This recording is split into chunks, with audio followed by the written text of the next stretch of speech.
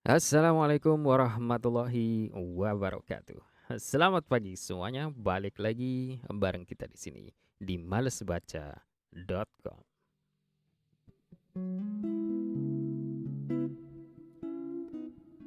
Oke, pada hari ini kita mau bahas lagi melanjutkan yang kemarin. Jadi kemarin kita sampai di buku ringkasan Riyadhus Shalihin dari Imam An-Nawawi, yaitu Abu Zakaria Yahya bin Syaraf bin Hasan bin Husain An-Nawawi. Kemarin kita sampai pada chapter yang iman kepada Allah dan hal-hal yang berkaitan dengannya.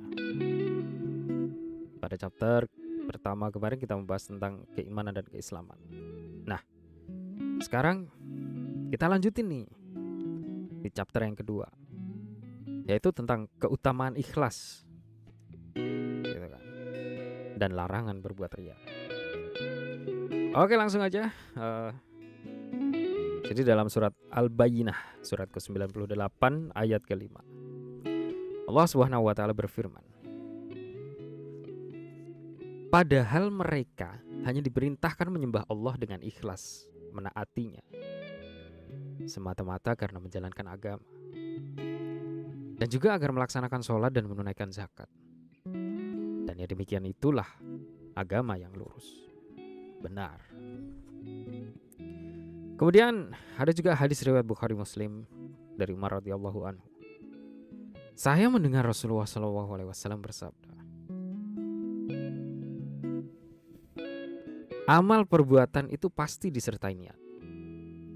Setiap orang akan mendapatkan pahala sesuai dengan yang ia niatkan. Barang siapa berniat untuk berhijrah kepada Allah dan Rasul-Nya, maka hijrahnya benar-benar kepada Allah dan Rasul-Nya.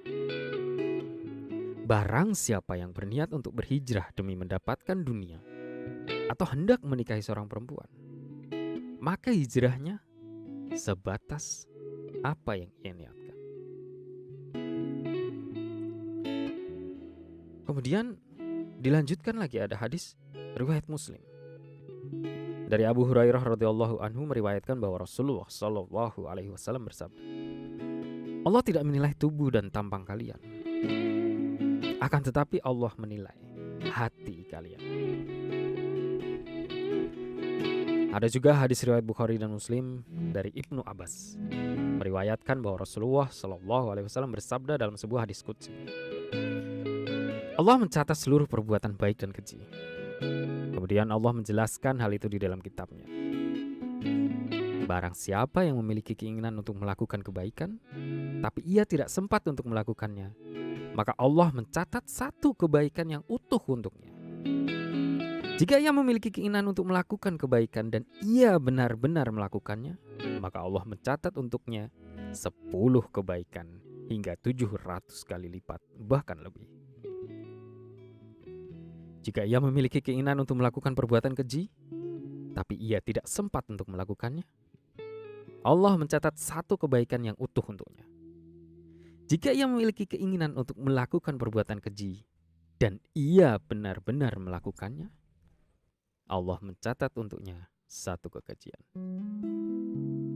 Dalam riwayat yang lain, Ibnu Abbas menambahkan dengan redaksi, atau Allah akan menghapus kekejian itu. Dan tidak ada orang yang celaka, tidak mendapatkan anugerah di atas bagi Allah kecuali orang yang celaka. Kemudian ada juga hadis riwayat Bukhari dan Muslim dari Jundab bin Abdullah radhiyallahu anhu meriwayatkan bahwa Rasulullah SAW bersabda, barang siapa yang berbuat karena mencari prestis, maka Allah akan mengangkat prestis. Dan barang siapa berbuat karena riya, maka Allah akan menampakkan keriaannya. Nah, ada juga ini hadis riwayat Bukhari dan Muslim juga dari Abu Hurairah radhiyallahu anhu meriwayatkan bahwa Rasulullah SAW bersabda, Allah Subhanahu wa taala berfirman, aku paling tidak membutuhkan sekutu.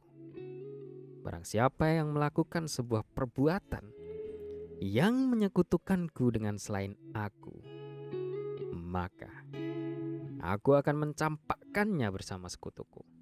Dalam riwayat lain disebutkan, maka aku tidak peduli dengan dia. Dia akan menanggung sendiri atas resiko perbuatannya.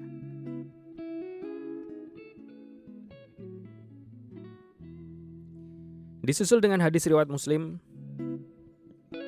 dari Abu Hurairah radhiyallahu anhu meriwayatkan, saya pernah mendengar Rasulullah SAW bersabda, orang pertama yang akan diadili pada hari kiamat adalah orang yang mati syahid. Ia dipanggil untuk menghadap kepada Allah.